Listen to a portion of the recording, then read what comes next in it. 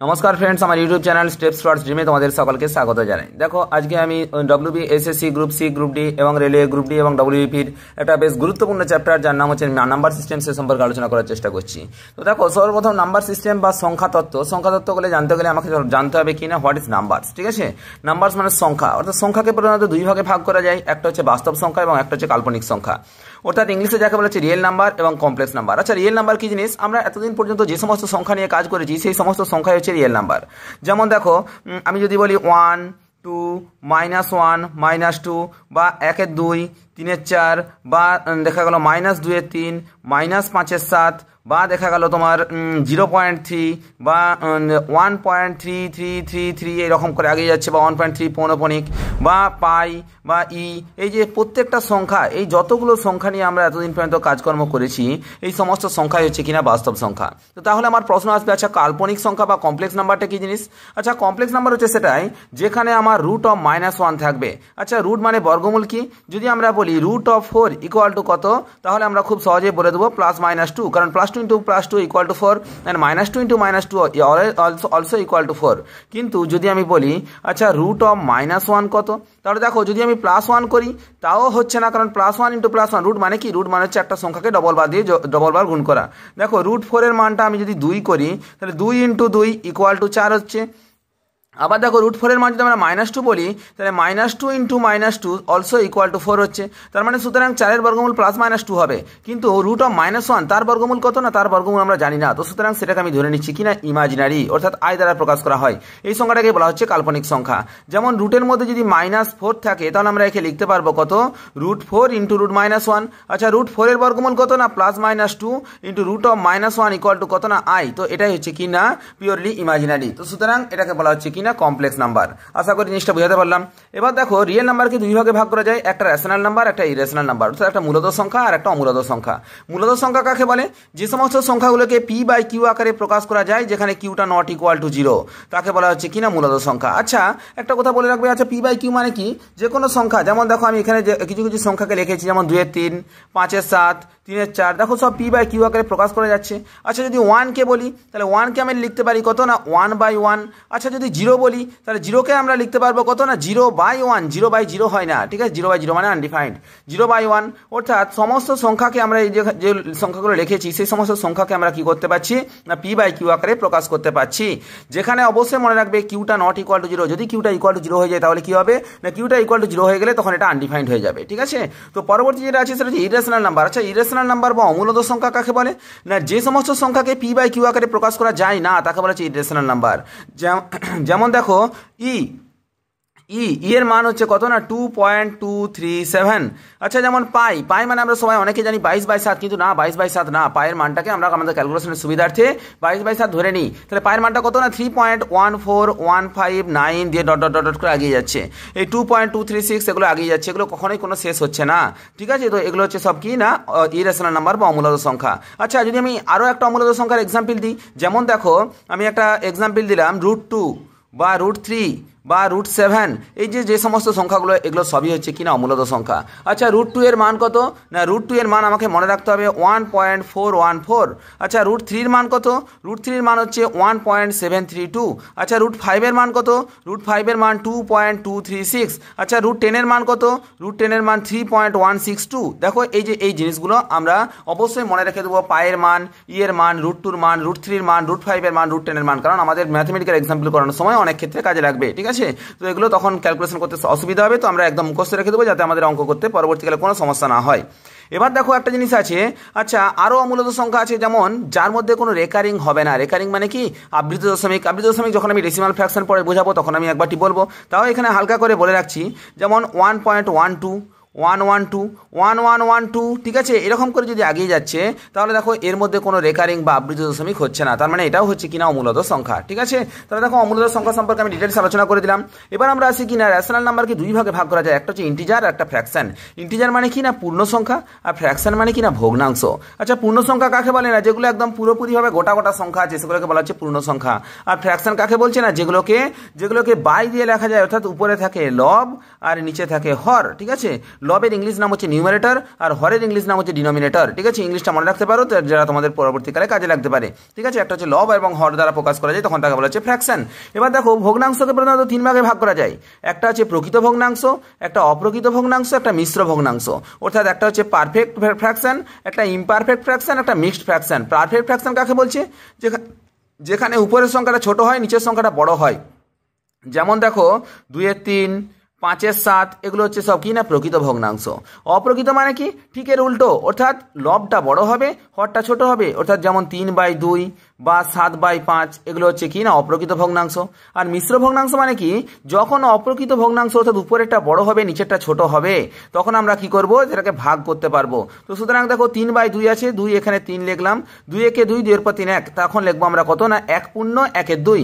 এই যে 1 পূর্ণ 1/2, এটাকে আমরা লিখতে পারি কত না 1 প্লাস 1/2। ঠিক আছে, তো এই যে এই এক সংখ্যাটা হচ্ছে পূর্ণ সংখ্যা, দেখো ইন্টিজার নাম্বার বা পূর্ণ সংখ্যা, আর 1/2 সংখ্যাটা হচ্ছে ফ্র্যাকশন নাম্বার বা ভগ্নাংশ সংখ্যা। তো যখন পূর্ণ সংখ্যা এবং ভগ্নাংশ সংখ্যা একসাথে থাকবে, প্লাস আকারে থাকবে, 1 পূর্ণ 1/2 কে আমরা লিখতে পারি 1 প্লাস 1/2, তখন সেটাকে বলা হচ্ছে কি না মিক্সড ফ্র্যাকশন বা মিশ্র ভগ্নাংশ। আশা করি জিনিসটা বোঝাতে পারলাম। এবার দেখো ফ্র্যাকশনের আরো একটা পার্ট আছে, সেটা হচ্ছে কি না ডেসিমাল ফ্র্যাকশন। ঠিক আছে, ডেসিমাল ফ্র্যাকশন বা যাকে বলা হচ্ছে কি না দশমিক ভগ্নাংশ। দশমিক ভগ্নাংশ মানে কি? যে আমরা প্রকৃত ভগ্নাংশ হোক কি অপ্রকৃত ভগ্নাংশ হোক, আমরা যদি আমাকে পয়েন্ট দিয়ে লিখি, যেমন দেখো 1/2, এটা একটা ফ্র্যাকশন, অর্থাৎ সেটা সামান্য ভগ্নাংশ। আবার এটাকে আমরা লিখতে পারি দশমিক দিয়ে 0, 2, 5, 10। যদি কোনো একটা নাম্বারের মধ্যে পয়েন্ট চলে আসে, তখনও কিন্তু সেটা ফ্র্যাকশন, সেটার একটা নাম হচ্ছে কি না ডেসিমাল ফ্র্যাকশন। তাহলে আশা করি জিনিসটা বুঝাতে পারলাম, কোনো অসুবিধা নেই। এবার দেখো ইন্টিজার সম্পর্কে আলোচনা করলে ইন্টিজার পর্যন্ত 3 প্রকার হয়। একটা হচ্ছে পজিটিভ ইন্টিজার, একটা নেগেটিভ ইন্টিজার, একটা জিরো। দেখো তো জিরো মানে কি? যেটা না পজিটিভ না নেগেটিভ। জিরোর বাঁ দিকে যেগুলো থাকবে, অর্থাৎ -1, -2, -3, এগুলো সব হচ্ছে নেগেটিভ ইন্টিজার। আর দেখো এগুলো নেগেটিভ ইন্টিজার, এটা পজিটিভ নেগেটিভ ইন্টিজার। আর পজিটিভ ইন্টিজার কোনগুলো না 1, 2, 3, 4, এগুলো সবই হচ্ছে কিনা পজিটিভ ইন্টিজার। দেখো এই হচ্ছে আমাদের নাম্বার সম্পর্কে আমি ক্লিয়ার কনসেপ্ট দিয়ে দিলাম, আশা করি কোনো অসুবিধা নেই। এবার আমরা চলে আসি বেশ কয়েকটা জিনিসের সঙ্গে, এগুলো খুব পরীক্ষার জন্য ইম্পর্টেন্ট। 1 নম্বর আমাকে জানতে হবে কি না হোল নাম্বার বা অখণ্ড সংখ্যা কাকে বলে। আমি দেখো ইংলিশ এবং বাংলা দুটোই লিখে রেখেছি যাতে তোমাদের কোনো অসুবিধা না হয়। আচ্ছা, অখণ্ড সংখ্যা কোনগুলো না যে এই যে 0 থেকে শুরু হচ্ছে, 0, 1, 2, 3, 4 এইরকম করে অনন্ত পর্যন্ত চলতে থাকবে, সেটা হচ্ছে কিনা হোল নাম্বার বা অখণ্ড সংখ্যা। তাহলে আমাকে যদি জিজ্ঞাসা করে সব থেকে ছোট অখণ্ড সংখ্যা কোনটা, তখন আমরা ফটাকসে বলে দেবো 0 হচ্ছে আমাদের সব থেকে ছোট অখণ্ড সংখ্যা। কিন্তু সব থেকে বড় অখণ্ড সংখ্যা কোনটা সেটা আমরা বলতে পারবো না, কারণ এটা চলতেই থাকবে। ঠিক আছে, তো মনে রাখবে এই যে এখানে এগুলো অখণ্ড মানে কি গোটা গোটা নাম্বার, এর মধ্যে কোনো ভাঙাভুঙি থাকবে না, অর্থাৎ 1, 2, 3, 4, 5, 7 এসব থাকবে না, 0, 1, 2, 3, 4 করে চলতে থাকলো। এবার বলছে ন্যাচারাল নাম্বার বা স্বাভাবিক সংখ্যা কোনগুলো না স্বাভাবিক সংখ্যাটা শুরু হয় 1 থেকে, 1, 2, 3, 4 করে চলতেই থাকবে। দেখো অখণ্ড সংখ্যা আর স্বাভাবিক সংখ্যার মধ্যে একটাই ফারাক হচ্ছে, অখণ্ড সংখ্যা শুরু হচ্ছে 0 থেকে আর স্বাভাবিক সংখ্যাটা শুরু হচ্ছে 1 থেকে। যদি তোমাকে জিজ্ঞাসা করে সব থেকে লিস্ট ন্যাচারাল নাম্বার অর্থাৎ সব থেকে ছোট স্বাভাবিক সংখ্যা কোনটা, তখন বলবে 1, কিন্তু সব থেকে বড় স্বাভাবিক সংখ্যা সেটা বলা সম্ভব নয়। এবার আমরা আসি কি মৌলিক সংখ্যা। আচ্ছা, মৌলিক সংখ্যা কাকে বলে না যে সমস্ত সংখ্যার 1 এবং সেই সংখ্যা ছাড়া অন্য কোনো সংখ্যা দিয়ে যাকে ভাগ করা যাবে না, তাকে বলা হচ্ছে মৌলিক সংখ্যা। যেমন দেখো তো 2, 3, 5, 7, 11, 9 কি হবে? 9 হবে না। তার কারণটা কত? 3 3 9, 3 9 কে ভাঙা যাচ্ছে, কিন্তু 2 কে দেখো তো 2 1 কে 2 ছাড়া ভাঙা যাচ্ছে না, 3 কে 3 1 কে 3 ছাড়া ভাঙা যাচ্ছে না, 5 কে 5 আর 1 ছাড়া ভাঙা যাচ্ছে না, 7 কে 7 1 কে 7, 11 কে 11 কে 11। তো সুতরাং মৌলিক সংখ্যা তাকেই বলছে যার টোটাল নাম্বার অফ ফ্যাক্টর অর্থাৎ তার উৎপাদকের সংখ্যা কতগুলো হচ্ছে না 2টো উৎপাদক হচ্ছে। ঠিক আছে, তোমরা বাংলায় লিখে নিতে পারো, উৎপাদকের সংখ্যা 2টো। কি কি উৎপাদক না একটা হচ্ছে 1 হবে আর একটা হচ্ছে সেই সংখ্যা হবে। সেই সংখ্যা মানে যে সংখ্যাটা আমি নিচ্ছি, যদি আমরা 3 নিই, 3-এর আমরা 2টো উৎপাদক পাচ্ছি, একটা 1 আর একটা 3। যদি 5 নিই, 5-এর 2টো উৎপাদক পাচ্ছি, 1 আর 5। এবার তাহলে বলছে যৌগিক সংখ্যা কাকে বলে। যৌগিক সংখ্যা হচ্ছে যে সংখ্যাগুলির 2-এর বেশি উৎপাদক থাকবে। যেমন দেখো আমরা যদি 6 নিয়ে নিই বা আমরা যদি 4 নিয়ে নিই, আমরা যদি 9 নিয়ে নিই, দেখো 6কে যদি আমরা ভাঙি তাহলে আমরা পাচ্ছি 1 আর 6, এটা তো পাবোই, 1 পাবো আর 6 সেই সংখ্যাটাই পাবো। এছাড়াও দেখো আমরা একটা পেয়ে যাচ্ছি 2 আর একটা পেয়ে যাচ্ছি কত না 3। তাহলে দেখো এর কটা উৎপাদক হচ্ছে? 4টা উৎপাদক হচ্ছে। 2-এর থেকে যদি বেশি উৎপাদক সংখ্যা থাকে তাহলে আমি যদি ঘুরিয়ে লিখে দিই number of factor greater than 2 যদি হয় তখন সেটা কি হয়ে যাচ্ছে না কম্পোজিট নাম্বার হয়ে যাচ্ছে। এবার আমরা আসি, আচ্ছা প্রাইম নাম্বার কম্পোজিট নাম্বার সবই তো বলে দিলাম। আচ্ছা এমন একটা সংখ্যা যেটা কি না না প্রাইম না কম্পোজিট, কখন কি না আমরা বললাম কি না যে সংখ্যার দুটো উৎপাদক থাকে তখন সেটা হচ্ছে কি না প্রাইম নাম্বার বা মৌলিক সংখ্যা, যে সংখ্যার দুইয়ের বেশি উৎপাদক থাকে তখন সেটা হচ্ছে যৌগিক সংখ্যা। তাহলে এমন একটা সংখ্যা আমি ধরলাম 1, তার একটাই উৎপাদক আছে সেটা হচ্ছে কি না 1 ছাড়া তার কোনো উৎপাদক নেই, তাহলে এই সংখ্যাটাকে কি বলবো মৌলিক বলবো না যৌগিক বলবো? সেটা হচ্ছে নাইদার প্রাইম নর কম্পোজিট, অর্থাৎ সেটা মৌলিকও নয় এবং যৌগিকও নয়। আশা করি জিনিসটা বুঝতে পারলাম।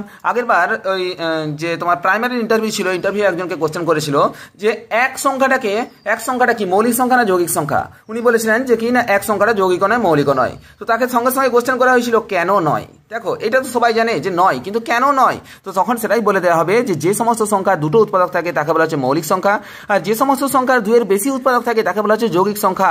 কিন্তু এক সংখ্যাটার একটাই উৎপাদক আছে, তো সুতরাং এই জন্য এটা না মৌলিকের মধ্যে পড়ছে না যৌগিকের মধ্যে পড়ছে, তো সুতরাং এক সংখ্যাটার মৌলিকও নয় যৌগিকও নয়। আশা করি জিনিসটা বুঝতে পারলাম।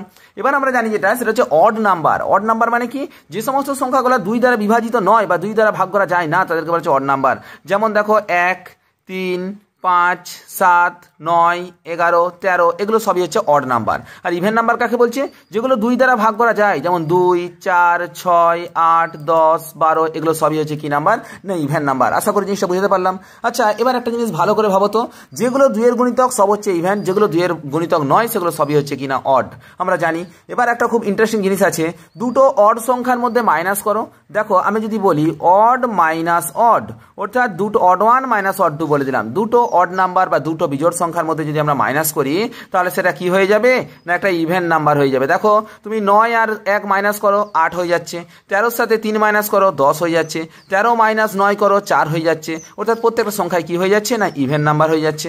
আবার একটা কথা বলি, দুটো ইভেন নাম্বারের মাইনাস করো তখনও দেখো কি হয়ে যাচ্ছে না ইভেন হয়ে যাচ্ছে, even minus even equal to even.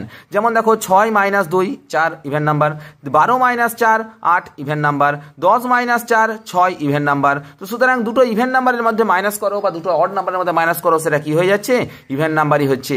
কিন্তু যদি একটা অড আর একটা ইভেনের মধ্যে মাইনাস করো বা একটা ইভেন থেকে একটা অড মাইনাস করো তখন সেটা কি হয়ে যাবে না অড নাম্বার হয়ে যাবে। যেমন দেখো তো 7 থেকে 4 মাইনাস করো কত 3 হয়ে যাচ্ছে, 9 থেকে 2 মাইনাস করো কি হয়ে যাচ্ছে না তোমার 7 হয়ে যাচ্ছে, 10 থেকে 3 মাইনাস করো 7 হয়ে যাচ্ছে, 10 থেকে 7 মাইনাস করো 3 হয়ে যাচ্ছে। তো সুতরাং এগুলো সব কি হয়ে যাচ্ছে না অড নাম্বার হয়ে যাচ্ছে। এগুলো শর্ট কোশ্চেন দিয়ে দিতে পারে, কোনো অসুবিধা কিছু নেই। আশা করি জিনিসটা বুঝাতে পারলাম। এবার একটা প্রশ্ন আছে, তাহলে জিরো সংখ্যাটা কি নাম্বার, জিরোটা অড না ইভেন? তো মনে রাখবে জিরোটা অবশ্যই কি না একটা ইভেন নাম্বার, ঠিক আছে, zero is an even number. তো মনে রাখবে জিরো যখন শুধু থাকছে তখন সেটা সংখ্যা হিসাবে হচ্ছেই না, কারণ কি তার কোনো ভ্যালু নেই। কিন্তু যদি কোনো একটা সংখ্যার শেষে জিরো নামে, যেমন 1 0, তখন সেটা কি হয়ে যাচ্ছে না ইভেন নাম্বার হয়ে যাচ্ছে। এছাড়াও আমি আরেকটা অন্যরকমভাবে প্রমাণ করতে পারি জিরোটা ইভেন নাম্বার। দেখো 2 এর আগের সংখ্যাটা কত না 4 এর আগে 3 অড, আবার 3 এর আগে 2 ইভেন, 2 এর আগে 1 অড, মানে 1 এর আগে 0 ইভেন। আশা করি জিনিসটা বুঝতে পারলাম। দেখো অডের আগের সংখ্যাটা ইভেন, ইভেনের আগের সংখ্যাটা অড, তাহলে দেখো 1 এর আগের সংখ্যা কত না 0, তাহলে সুতরাং সেটা কি হয়ে যাচ্ছে না ইভেন হয়ে যাচ্ছে। আবার একটা রকম বলতে পারি, দেখো দুটো অড সংখ্যার মানে বিয়োগফল কি হবে না ইভেন হবে। আবার দেখো দুটো ইভেন সংখ্যার বিয়োগফল ইভেন হবে। যদি আমি জিরোটাকে অড ধরে নিই তাহলে দেখো 0 একটা অড নাম্বার ধরে নিলাম, 0 একটা অড নাম্বার, তাহলে 3 একটা অড নাম্বার, 3 এর সাথে 0 বিয়োগ করলে কত 3, 3টা কি অড বেরোচ্ছে। কিন্তু আমরা জানি কি দুটো অড নাম্বারের বিয়োগফল ইভেন হতে হবে, তার মানে জিরোটা অড নাম্বার হতে পারে না, জিরো হচ্ছে অবশ্যই কি না ইভেন নাম্বার। আশা করি জিনিসটা বুঝাতে পারলাম, কোনো অসুবিধা কিছু নেই। আচ্ছা নেক্সট পার্টে আমরা চলে আসছি। এবার আমরা আসি place value and face value. আচ্ছা প্লেস ভ্যালু আর ফেস ভ্যালু মানে কি স্থানীয় মান আর প্রকৃত মান, খুব গুরুত্বপূর্ণ। আমার যে ক্লাসগুলো আছে না প্রত্যেকটা ক্লাসই খুব গুরুত্বপূর্ণ তোমাদের যে কোনো কম্পিটিটিভ এক্সামের জন্য, এবং অবশ্যই ফোকাস দেবো আমরা কি গ্রুপ সি গ্রুপ ডি যে পরীক্ষাটা আছে তার জন্য। আচ্ছা দেখো তো স্থানীয় মান আর প্রকৃত মান কাকে বলছে না, যেমন আমি একটা সংখ্যা লিখে দিলাম 3 4 7 8, আমরা একে কি লিখি না একক দশক শতক হাজার। যেমন দেখো এখানে লিখেই দেওয়া আছে, দেখো 100 যে থাউজেন্ডস 100 10 ওয়ান্স, একক দশক শতক হাজার। যেমন আমি একটা সংখ্যা লিখলাম 5 7 8 3। আচ্ছা তোমাকে বললো এই যে 7 নাম্বারটা আছে, 7 নাম্বারটার স্থানীয় মান কত আর প্রকৃত মান কত। আচ্ছা মনে রাখবে স্থানীয় মান হচ্ছে কোনটা না, মনে রাখবে এই যে 1 আছে না, 1 আছে মানে উপরে 1 আছে, বা একক মানে 1, দশক মানে 10, শতক মানে 100, হাজার মানে 1 এর গায়ে 3টা শূন্য হাজার, ঠিক আছে থাউজেন্ডস।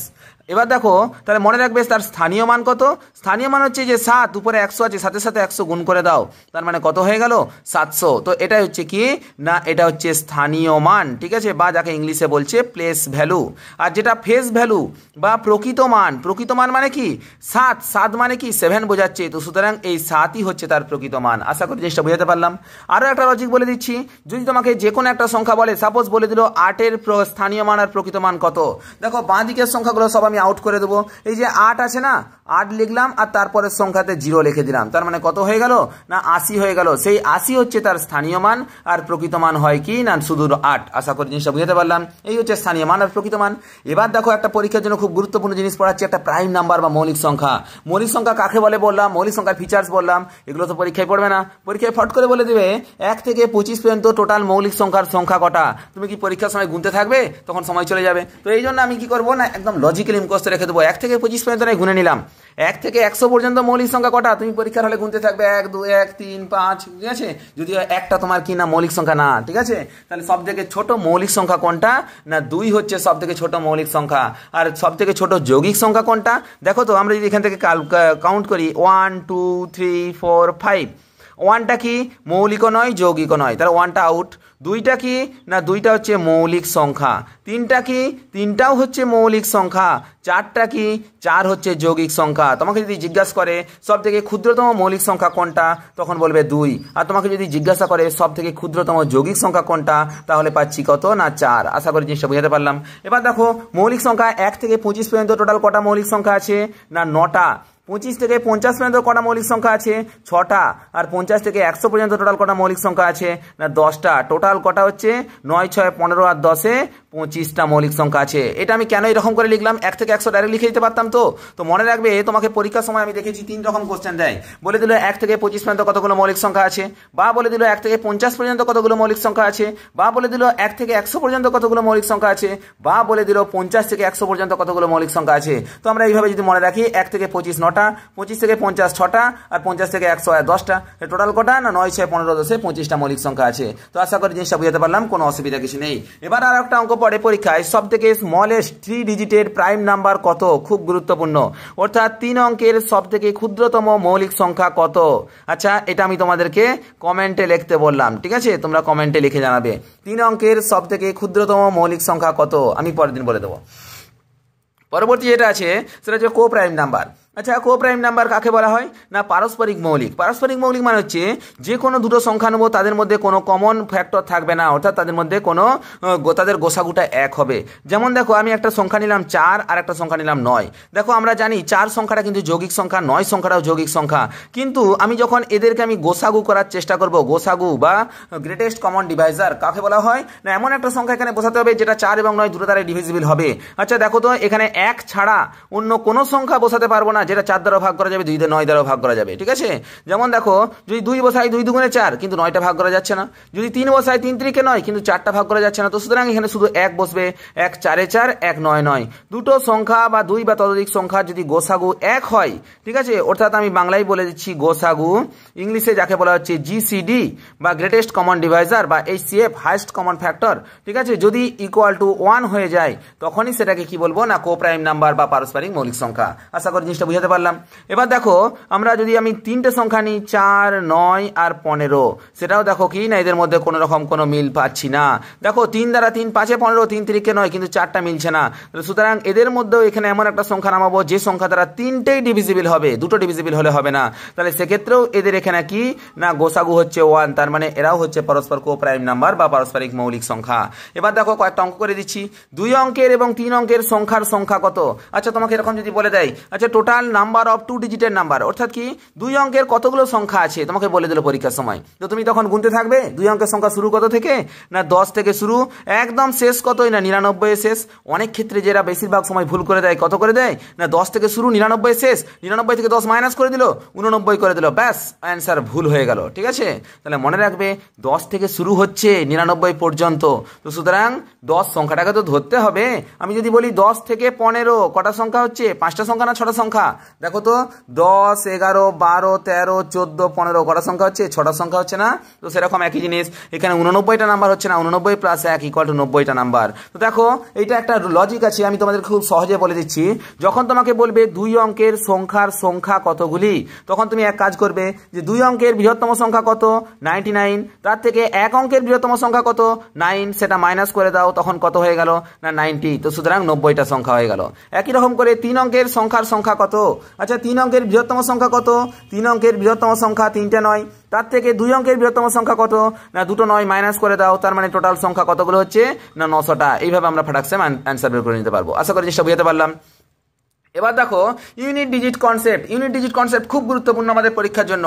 আচ্ছা ইউনিট ডিজিট কনসেপ্ট মানে হচ্ছে এককের অঙ্কের ধারণা। কোনো একটা সংখ্যা বলে দিবে, তার মাথায় হোল টু দি পাওয়ার কিছু একটা দিয়ে দেবে, দিয়ে বলবে তার মধ্যে এককের সংখ্যা কোনটা হচ্ছে। তাহলে দেখো তো আমি এক্ষেত্রে একটা কথা বলে রাখছি, এক্স হচ্ছে একটা যে কোনো নাম্বার, যে কোনো একটা নাম্বার ধরে নিলাম, আর এন হচ্ছে আমরা একটা যে কোনো সংখ্যা ধরে নিলাম, ঠিক আছে।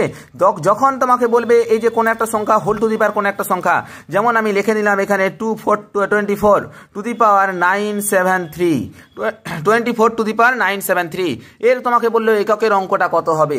এককের অঙ্ক, এই অঙ্কগুলো কিন্তু পরীক্ষার সময় খুব পড়ে, আর বেশিরভাগ ছেলেমেয়েরা যদি না কনসেপ্ট ক্লিয়ার থাকে তাহলে করতে পারে না। তো তাহলে আমি একদম প্রথম কথা নেবো, যখন এককের অঙ্ক বলেছি আমি এখানে শুধু 4 সংখ্যাটাকে নেবো। তো এখানে 4 লিখে দিলাম।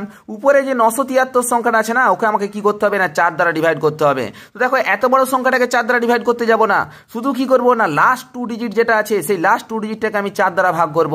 এখানে কত আছে? না 73 আছে। 73টাকে আমরা যদি 4 দিয়ে ভাগ করি, 4 একে 4, 5 6 7 3 3, 4 8 32, তার মানে কত আসছে ভাগশেষ? না 1 ভাগশেষ আসছে, ঠিক আছে। 18 4 72 আর 1 ভাগশেষ। তো আমি কি নেব? না যেটা ভাগশেষ আসবে সেই ভাগশেষটাকে আমি দেখব। যদি রিমাইন্ডার বা ভাগশেষের মানটা 1 আসে তাহলে মাথার উপরে 1 বসিয়ে দেবো, যদি 2 আসে তো 2 বসিয়ে দেবো, যদি 3 আসে তো 3 বসিয়ে দেবো, আর যদি 0 আসে, 0 আসে মানে কি যদি মিলে যায় তখন মাথার উপর 0 বসিয়ে দিও না, যদি 0 আসে তখন মনে রাখবে তখন মাথার উপর কত বসবে? না 4 বসে যাবে, ঠিক আছে। তাহলে কত? না 4 two the power 1, 4 two the পাওয়ার 1 মানে কত হয়ে গেল?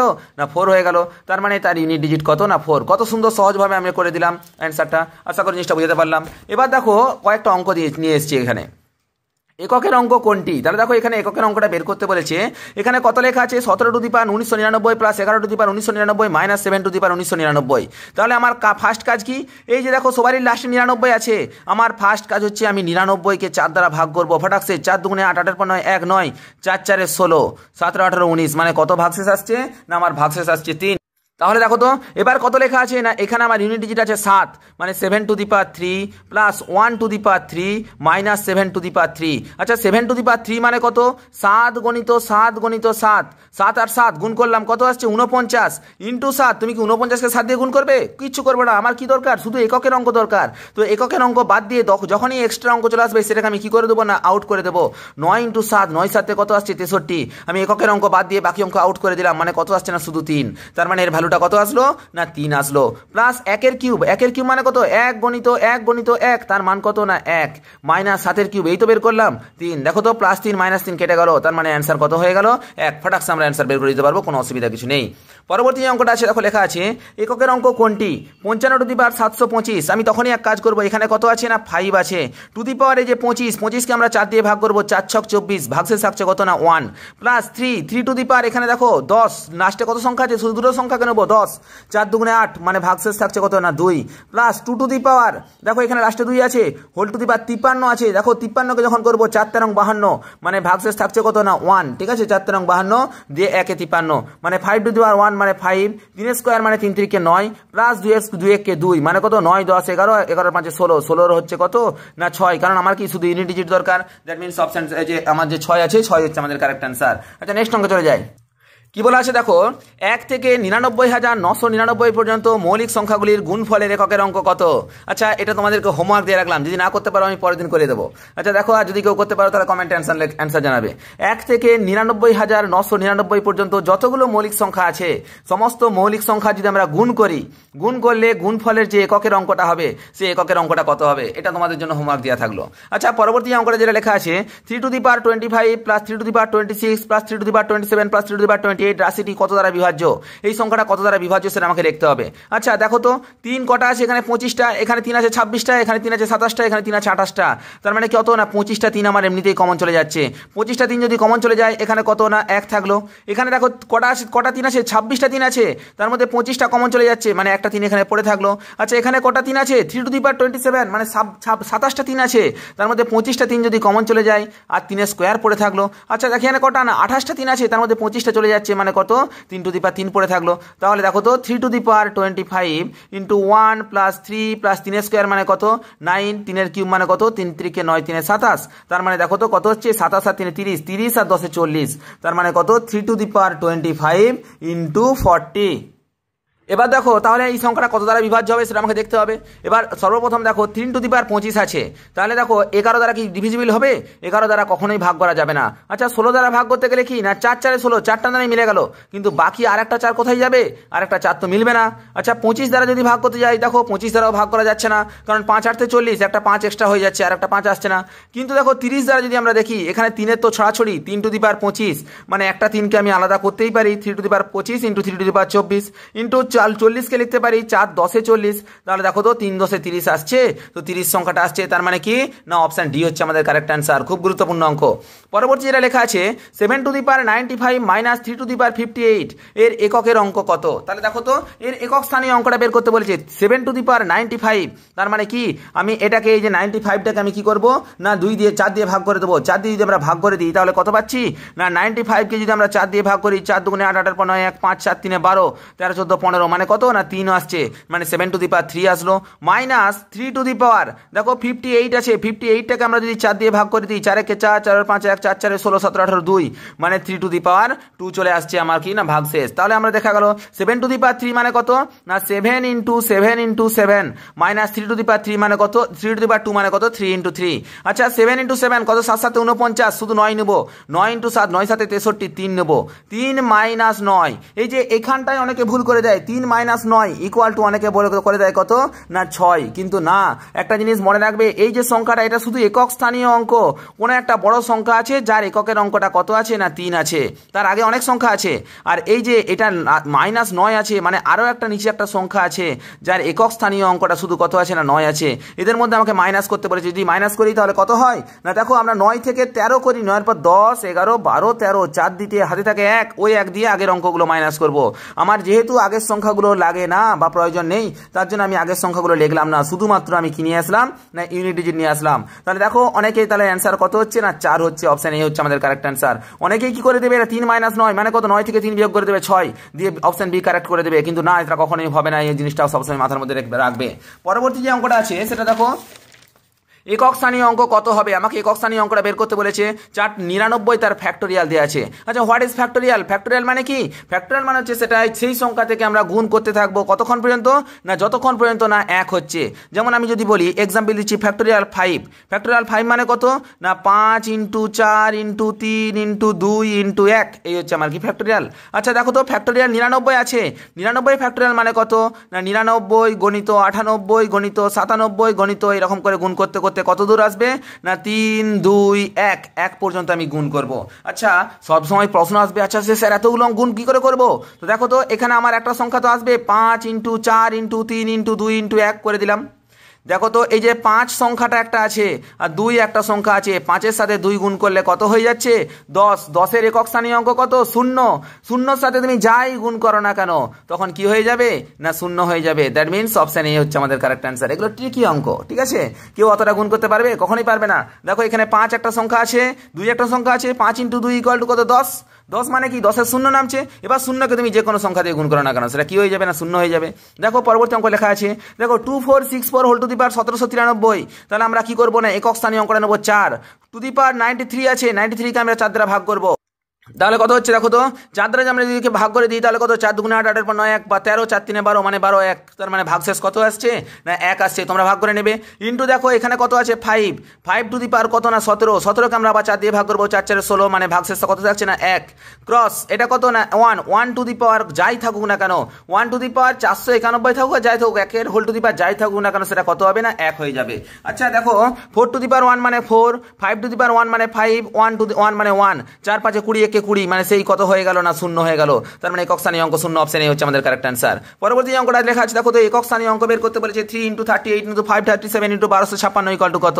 আচ্ছা দেখো তো তাহলে কি করবো না 3 × 38 × 537 × 1256, আমার কি বলেছে শুধু একক স্থানীয় অঙ্কটা বের করতে বলেছে, তো শুধু একক স্থানীয় অঙ্কগুলো নেব। তার মানে কত 3 × 8 × 7 × 6, দেখো × 7 × 6, 3 × 8, 3 8 24, আবার কি দুইটাকে আউট করে দেবো।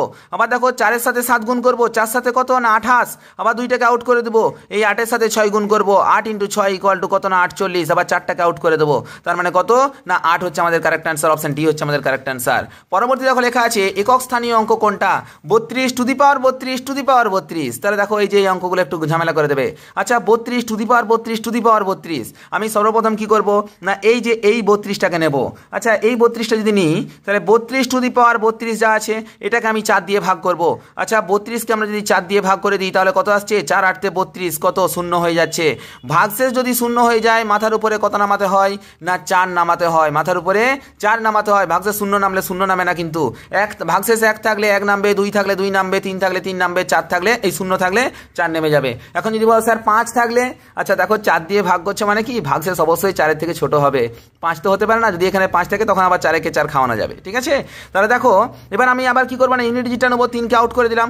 2 two the power 4, 2 two the পাওয়ার 4 মানে কত না 16 আসছে।